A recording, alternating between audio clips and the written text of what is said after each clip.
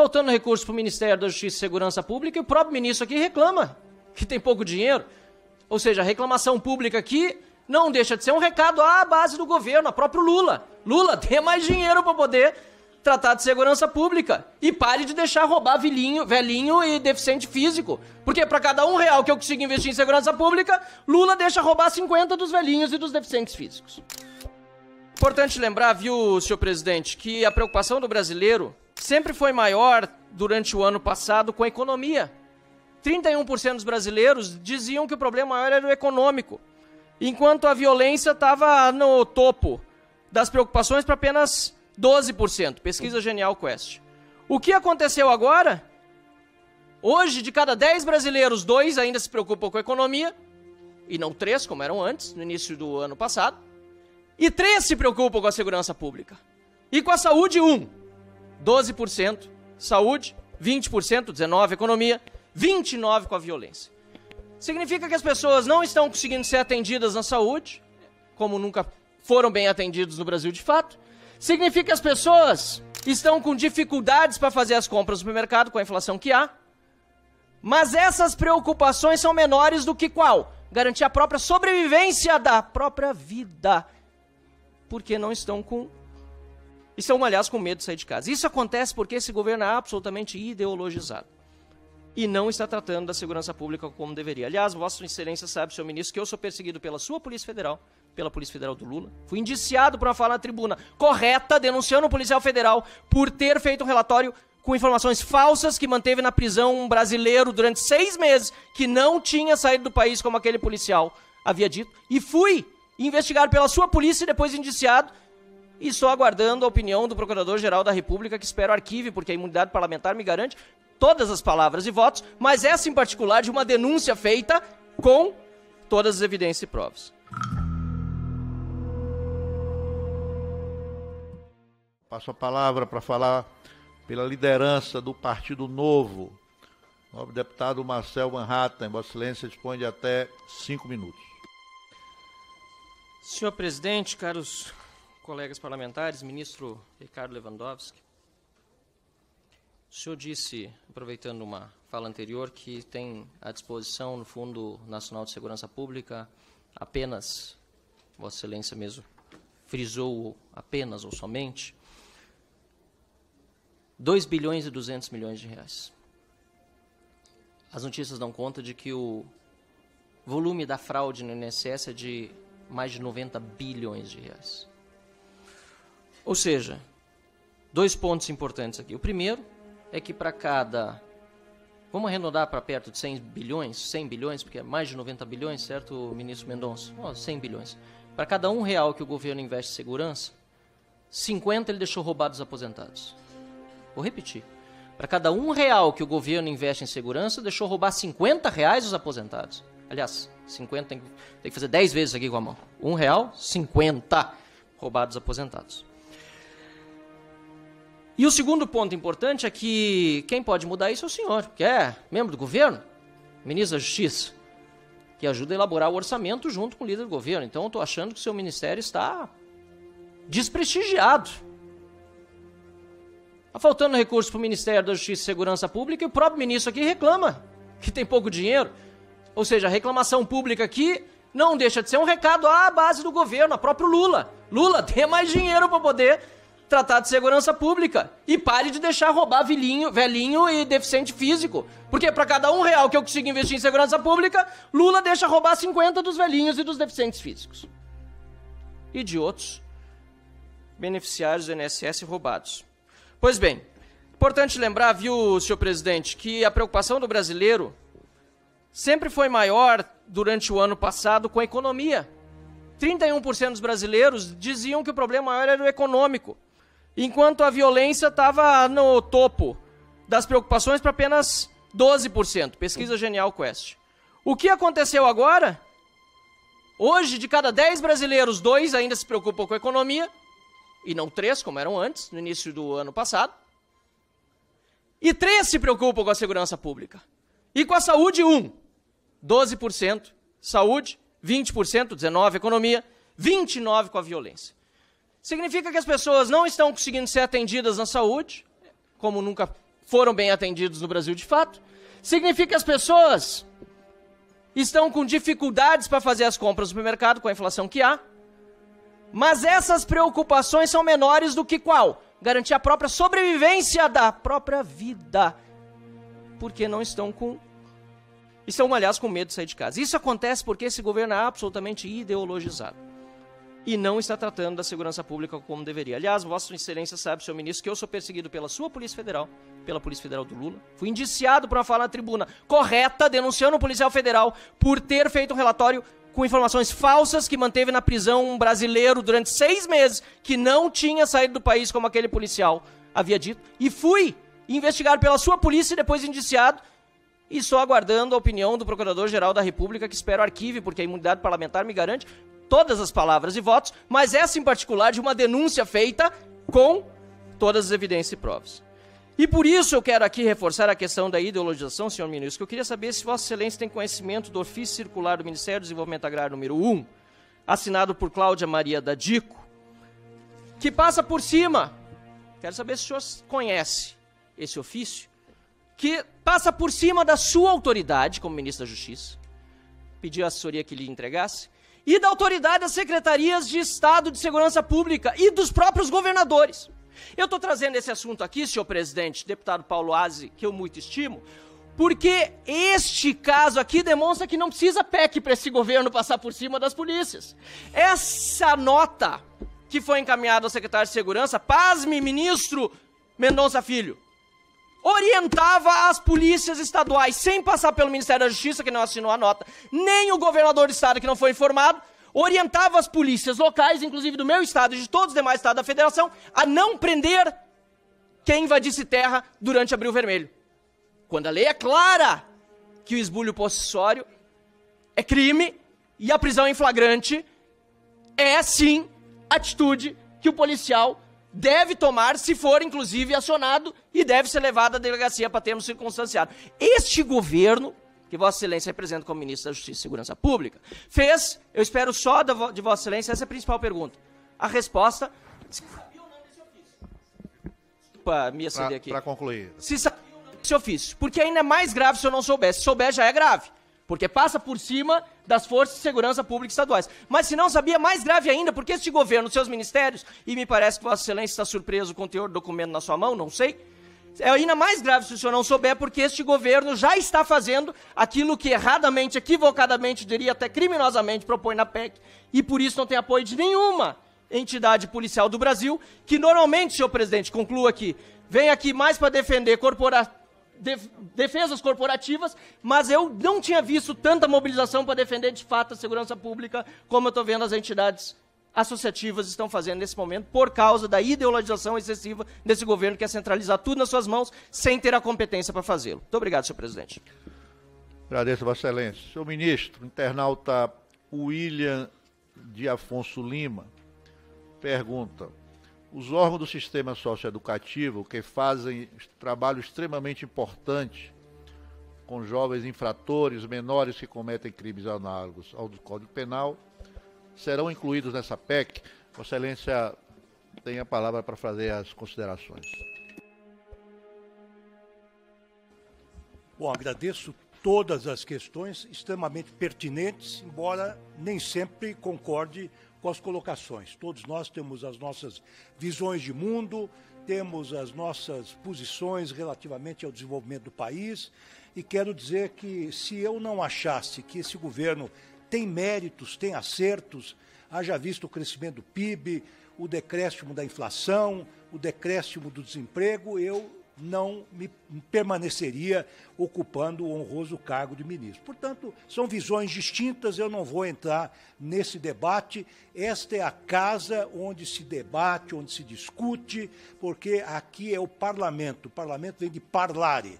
Todos têm, infelizmente, a liberdade de se pronunciarem com a maior liberdade possível. Ouço todas as críticas com muito respeito, embora não concorde com todas elas. Eu vou começar de trás para frente. Há certas questões que foram colocadas de forma recorrente, seja por parlamentares ou agora pelo internauta que nos coloca uma questão, se os órgãos do sistema socioeducativo não são importantes, não devem ser considerados. É claro que quando nós propusemos a PEC, nós a propusemos com escopo limitado, de fazer uma reforma do capítulo da segurança pública, basicamente do artigo 144 da Constituição e daqueles artigos que definem as competências da União, dos estados e dos municípios. Não se trata aqui de fazer uma reforma no sistema educacional, e quando se fala de fronteiras, e aqui eu vou já responder essa questão, nós estamos tocando num ponto muito delicado, sensível, importante, que é saber quem faz a guarda das fronteiras. E aí, salvo engano, o deputado Patrus Ananias disse muito bem que quando se fala em fronteiras, está se chamando exatamente a participação do governo federal, a integração das forças locais e federais, como nós de fato fazemos, para proteger, dentro do possível, essas nossas fronteiras. As senhoras e os senhores devem saber que só com a Bolívia, a nossa fronteira, a fronteira do Brasil, é maior do que a fronteira dos Estados Unidos com o México. Se os Estados Unidos, que têm as melhores e maiores forças de segurança e também forças militares do mundo, não conseguem patrulhar adequadamente a sua fronteira, é claro que nós temos dificuldades muito grandes para exatamente proteger essas fronteiras contra o ingresso de drogas ilícitas, de armas, enfim, e de outros materiais que, enfim, que infringem a nossa lei. Mas nós sabemos que, além dessa cooperação que nós já temos com as polícias locais e a Polícia Federal, nós temos na Constituição também definido o papel das Forças Armadas. Exército, Marinha e Aeronáutica fazem parte, lato sensu, desse sistema de segurança e têm os seus papéis definidos na Constituição, tem inclusive poder de polícia nas fronteiras, sejam elas marítimas, aéreas e mesmo terrestres. Mas acontece que, assim como ocorre com os órgãos do sistema socioeducativo, nós não estamos aqui a falar numa reforma das Forças Armadas, o capítulo da Constituição relativo às Forças Armadas. Nós vamos tratar aqui limitadamente, procuramos tratar da reforma, enfim, das forças de segurança. Eu vou de trás para frente aqui responder rapidamente algumas questões. Primeiramente, eu quero dizer que nós lutamos bravamente, inclusive com a interlocução do grande parlamentar Ângelo Coronel, que foi o relator do orçamento, no sentido de evitar os cortes de R$500 bilhão no orçamento da segurança pública. Infelizmente, nossos apelos não foram atendidos, até porque o Congresso como um todo, de forma consensual, estabeleceu um teto de gastos. Entendeu que é importante estabelecer um teto de gastos, colocar limites aos gastos do governo, para que nós possamos ter uma rigidez fiscal. Então, há limites com relação aos quais nós não podemos, enfim, almejar um ultrapassamento. Portanto, o teto de gastos é uma realidade, nós temos que encarar e temos que tratar da segurança pública com os recursos minguados que temos. E, aliás, deputado Van Hatten, Vossa Excelência sempre traz perguntas muito pertinentes. Eu quero dizer que aqui, desses 2 bilhões e 200, metade vai para os estados. São destinados para aqueles investimentos que nós chamamos de fundo a fundo. E nós fizemos um esforço muito grande para padronizar atas, para facilitar a elaboração de projetos por parte dos estados, no sentido de que grande parte dos recursos que ficaram empossados e que deveriam ser devolvidos para, enfim, os cofres da União, pudessem ser utilizados, inclusive mediante uma prorrogação do saldo existente nessas contas até o ano de 2026.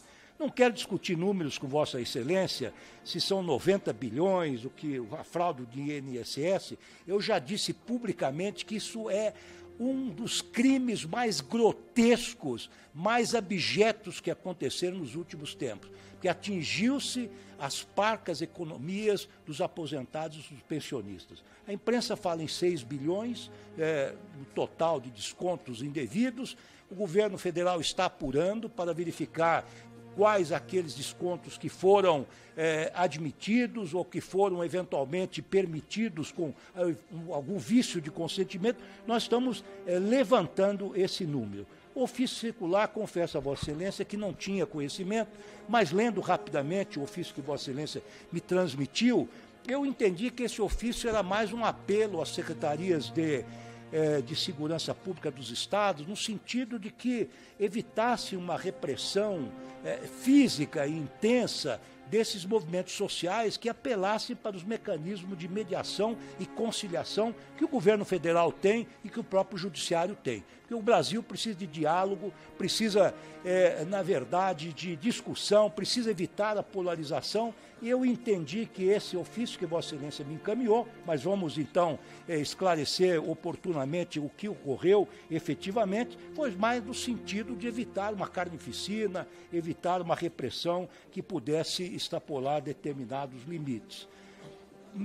Deputado Patuza Ananias, agradeço as considerações de Vossa Excelência. Só um Estado forte em seu conjunto é que vai poder enfrentar o crime organizado. Concordo com Vossa Excelência também com o que outros disseram, a PEC não é a solução, é um início de solução. Na verdade, é preciso também políticas sociais, porque o combate à criminalidade não se faz apenas com a força, mas também com a força, sobretudo com a força, mas com políticas sociais, evitando o desemprego, fomentando a educação, acesso à cultura, etc, etc, etc. E quero também aproveitar e dizer o seguinte, que quando a União Europeia começou a se unir, primeiramente para fins comerciais, depois para outros fins de natureza, inclusive defensiva, política, de proteção ao meio ambiente, livre circulação de pessoas e bens, muitos estados, muitos países europeus, integrantes dessa União, no primeiro momento acharam que iam perder a sua soberania, iam fragilizar a sua soberania. Mas a experiência europeia, da União Europeia, demonstrou que o conjunto dos 25 países, na verdade, se fortaleceu.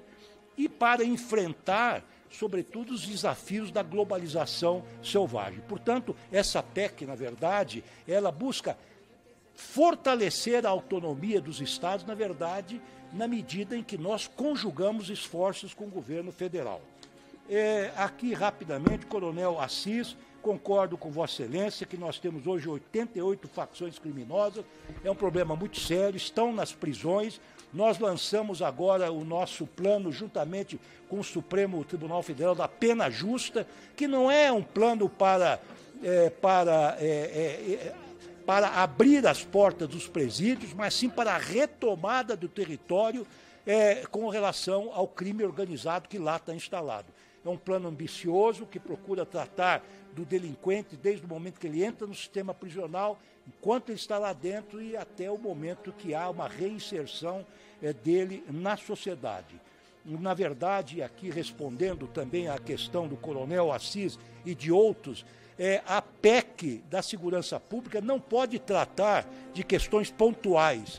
Essas questões, aumento de pena, a questão de acréscimo nas hipóteses das prisões preventivas, aperfeiçoar a audiência de custódia, tudo isso é objeto de lei ordinária. Nós não podemos confundir o que vamos fazer, eventuais incrementos nesse sistema por meio de leis ordinárias e aquilo que se pode fazer estruturalmente por meio de uma PEC. E lembro, e tenho dito isso, tenho afirmado na Comissão de Segurança, a competência para a iniciativa legislativa em matéria de penal e processual penal, e mesmo da lei de execução penal, ela é uma competência concorrente. Não é preciso aguardar a iniciativa do governo federal, do Poder Executivo. Vossas Excelências podem sim formular propostas. E tem propostas muito boas. Nós analisamos, está aqui o Marivaldo Pereira, que é o nosso assessor de assuntos legislativos, nós analisamos tecnicamente as várias propostas que estão circulando nas duas casas e 80% delas têm validade, têm mérito e merecem o apoio do governo federal. Então, é uma tarefa conjunta reformularmos esta legislação infraconstitucional. Aliás, quando eu estive reunido com as lideranças dos distintos partidos na casa do presidente, eminente presidente Hugo Motta, ele sugeriu que o Congresso fizesse, ou a Câmara dos Deputados, que está na alçada dele, uma comissão para arrebanhar todas as propostas que estão circulando e ver se é possível fazer uma uniformização. E o governo federal, representado aqui por mim, está pronto para trabalhar também nesse sentido. Deputado Alencar Santana, agradeço as observações, perguntando quem é contra a PEC. Quem é contra a PEC, eu ousaria dizer, na linha do raciocínio de Vossa Excelência, é a favor da criminalidade. Deixar as coisas como estão, não vai funcionar. É claro que a PEC não é uma unanimidade, nós não queremos ser donos da verdade. Nós queremos iniciar o debate. Agora, frustrar o debate, uma casa como o Parlamento, que tem por objeto, tem por missão fundamental discutir os projetos de interesse do Brasil, não é possível. Então, nós dissemos, desde logo, em que essa PEC não pode prosseguir, interditar o debate, eu, com devido respeito, data vênia, data máxima vênia, acho que não é uma atitude democrática. Mas, então, aliás, o deputado Alencar Santana também disse muito bem, na nossa PEC, nós estabelecemos que essas diretrizes amplas, que não vão se miscuir nas diretrizes dos estados e dos municípios, passarão por um Conselho Nacional de Segurança Pública, onde estarão representados os entes federados e também a sociedade civil. Aliás, essa foi uma sugestão da governadora Fátima Bezerra. Falou, escute, e a sociedade civil onde está? E ela tem razão. Nós colocamos representantes da sociedade civil num governo democrático como o nosso, a sociedade civil precisa ser ouvida. Deputada Cris Toneto, agradeço as suas observações. Sei que há críticas. Vossa Excelência disse que há uma unidade contra a PEC, sobretudo as forças de segurança, e não foi isso que eu apurei. Nós conversamos longamente com as forças de segurança, com o Conselho de Segurança Pública, que reúne os secretários de segurança. Eu tenho a impressão de que há hoje um consenso, pelo menos no que diz respeito aos pontos centrais dessa PEC. Agora, não é possível ouvirmos indefinidamente todas as partes interessadas. Há um momento em que se deve ouvir, deve debater e deve decidir pela elaboração de um projeto em torno do qual haja um consenso mínimo. Nós não queremos centralizar, nós não temos interesse em nos substituirmos aos estados e aos municípios, mas nós tivemos, como foi ressaltado aqui por um deputado que precedeu a estes que agora se manifestaram, nós tivemos agora, o governo federal, diria, a humildade de oferecer a mão aos estados e aos municípios para repartir as responsabilidades. Porque, infelizmente, por maior que seja o esforço das polícias civis, das polícias militares, a criminalidade não está debelada, as organizações criminosas, lamentavelmente, estão em franca evolução. Nós temos vários programas anticorrupção, contra o narcotráfico. Nós achamos que a inserção na PEC das corregedorias e das ouvidorias autônomas pode ser um avanço no sentido de controlar, digamos assim, enfim, aqueles aspectos menos recomendáveis que existem, lamentavelmente, nas nossas forças de segurança, sejam elas federais, sejam elas estaduais, distritais ou até municipais, e termino dizendo o seguinte, vou fazer duas observações. Primeiro, que as audiências de custódia que foram gestadas na minha administração, enquanto presidente do CNJ, a meu ver, representaram um salto civilizatório importante. Porque naquela época nós tínhamos 850 mil presos nos presídios brasileiros, jogados em verdadeiras masmorras medievais, termo utilizado pelo meu assessor José Eduardo Martins Cardoso. E, de fato, quem já entrou num presídio, já de longe, já pelo cheiro, mau cheiro, pelo cheiro nauseabundo que exala desses locais, já sabe que é realmente uma masmorra. Os presos vivem numa situação absolutamente inaceitável. Essas audiências de custódia foram concebidas especialmente para diminuir o número de presos que não devem estar presos, que não representam perigo para a sociedade, que podem ser apenados, inclusive cautelarmente, com medidas alternativas, tornozeleiras, prisões domiciliares, cerceamento de direitos, etc., etc. Então, e outro detalhe importante, naquela época, 40% dos presos eram presos provisórios, que passavam meses ou às vezes anos sem se defrontar com o juiz. Isso mudou. Então, hoje nós temos as audiências de custódia, elas foram aprovadas depois pelo Congresso Nacional. Podem ser aperfeiçoadas? Podem. Acho que até devem ser aperfeiçoadas. A grande falha que se tem hoje é que, muitas vezes, os juízes, porque nós não temos um sistema único de informação, um sistema informatizado quanto aos antecedentes, muitas vezes libera um delinquente perigoso cometer um crime hediondo em outro estado e, no estado ao qual pertence o juiz de custódia, cometeu um crime de menor potencial ofensivo. Última observação. Eu quero dizer que o ministro do Supremo Tribunal Federal, Flávio Dino, é uma pessoa exemplar, foi juiz federal por concurso público, presidente da Associação dos Juízes Federais, foi deputado federal, é senador eleito da República, foi governador 2 vezes do Maranhão, está honrando o Supremo Tribunal Federal com sua atuação técnica, ímproba, muito proba, muito correta.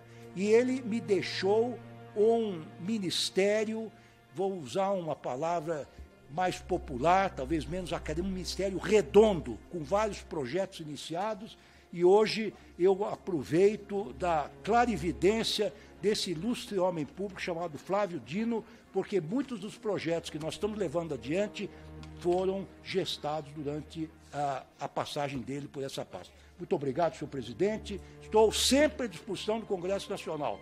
Me convoquem, me convidem, preferencialmente. Estarei aqui, estou no Ministério para receber qualquer um dos senhores, independentemente de partido político, de coloração ideológica, porque nós entendemos que o governo não é de um partido, não é de uma parte do Brasil, mas o governo é do país como um todo. Obrigado. Senhor presidente, capitão Alberto Neto, eu quero agradecer ao ministro por ter respondido, e me causou surpresa que o senhor não soubesse, como admitiu que não sabia, mas vai se informar sobre o ofício, mas infelizmente não me causou surpresa a posição do governo de preferir estar ao lado do invasor e não do invadido. Obrigado, senhor presidente. Deputado Carolina de Tônio. Deputado, nós estamos ao lado da lei. Nós não admitimos qualquer infração à lei, mesmo também não admitimos a infração ao direito de propriedade. Nós respeitamos a Constituição Federal e as leis vigentes do país.